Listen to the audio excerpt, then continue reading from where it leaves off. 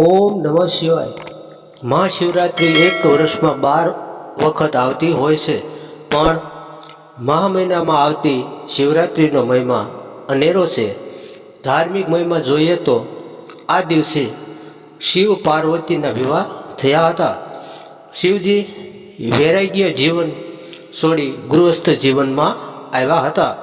મતલબ શિવ બ્રહ્મ છે, પરમેશ્વર છે, પ્રકૃતિ પુરુષ છે અને શક્તિ માયા છે, પ્રકૃતિ છે।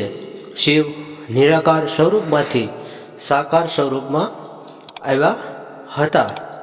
ઈશાન સંહિતામાં કહ્યું છે કે શિવરાત્રિના દિવસે ભગવાન શિવ લિંગ સ્વરૂપમાં આવ્યા હતા। તેમનું તેજ કરોડો સૂર્ય સમાન હતું।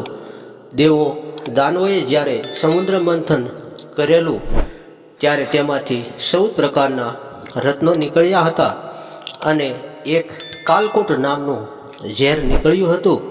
તે શિવજીએ આ દિવસે પીધું હતું અને સૃષ્ટિનું તે ઝેરથી રક્ષણ કર્યું હતું। એટલે આ દિવસે શિવરાત્રિ મનાવવામાં આવે છે। ઝેર ખૂબ જ ગરમ હતું।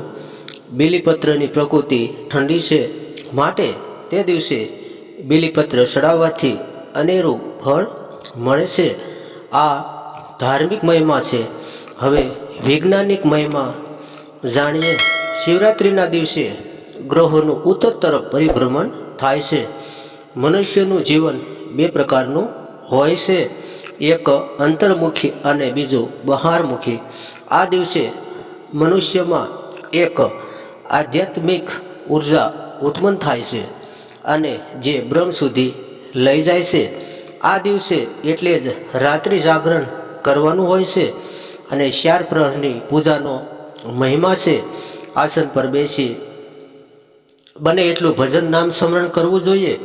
વધારે સમજીએ તો જીવ એ શિવ સ્વરૂપ છે, પણ માયાના પ્રભાવના કારણે જીવ બંધનમાં છે, માટે તે જીવ ભાવ પ્રમાણે સુખ દુઃખ ભોગવે છે। કારણ કે શિવ તો આનંદ નિત્ય સ્વરૂપ છે, કલ્યાણકારી અને બોધ સ્વરૂપ છે, પણ જીવ અને માયાની ગાંઠ બંધાણી છે। જેમ કરોળિયો જાળું શિકાર માટે બનાવે અને પોતે જ તેમાં ફસાય, આ પ્રમાણે જીવ પણ માયામાં ફસાણો છે।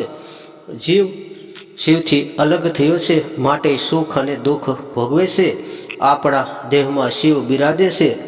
કુંડલી શક્તિ એ શક્તિ છે। જ્યારે કુંડલી જાગૃત થાય ત્યારે તે શિવને મળે છે અને ત્યારે જીવ શિવ સ્વરૂપને પામે છે। શિવ યોગી છે, તે હંમેશા યોગમાં રહે છે। શિવ જ્ઞાન સ્વરૂપ છે। શિવનું ત્રીજું લોસન ખુલે તો બધું રાખ થઈ જાય। 3 ગુણી આ માયા છે। જેમ અરીસામાં ધૂળ કે કચરો હોય તો ચહેરો તેમાં દેખાતો નથી, આપણા કપાળમાં પણ આજ્ઞા ચક્રમાં ત્રીજું લોસન છે। જો તે શિવ કૃપાથી ખુલે તો જ્ઞાન પામી જીવ શિવ સ્વરૂપમાં આનંદ કરે છે। શિવ ગુરુ છે। ગુરુ અને શિવમાં જે મનુષ્ય ભેદ રાખે છે તે ઘોર નરકમાં પડે છે। શિવ સંપૂર્ણ જ્ઞાન છે, સંપૂર્ણ શાંતિનું સ્વરૂપ છે। તેને પામ્યા પછી બીજું પામવાનું રહેતું નથી। શિવ જ આત્મા છે। આત્મા સાક્ષાત્કાર તેમની કૃપાથી થાય છે। તમામ જ્ઞાનનું મૂળ જ શિવ છે, પણ ગુરુની કૃપા વિના તે મેળવવું અશક્ય છે। કરોડો જીવમાં કોઈ મનુષ્ય જ પામે છે। પંચાક્ષર મંત્ર ઓમ નમઃ શિવાય, તેનો અર્થ આવો થાય છે: સૃષ્ટિ, પાલન, સંહાર, તિરોધાર અને અનુગ્રહ।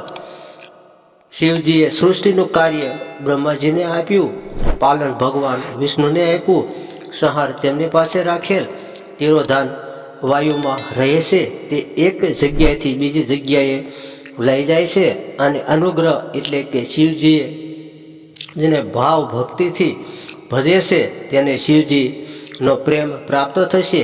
તે કોઈને આપેલ નથી, માત્ર તેમનું ભજન કરે તેને શિવજી આપે છે। તો આપણે આ શિવરાત્રિ પર્વ પર આનંદ અને પ્રેમ ભાવથી તેમને ભજીએ અને તેમની કૃપા મેળવીએ। સર્વને શિવરાત્રિ પર્વની શુભ મનોકામના. ભૂલ થઈ હોય તો માફ કરજો. હર હર મહાદેવ. જય સીતારામ. સત્ય સનાતન ધર્મ કી જય.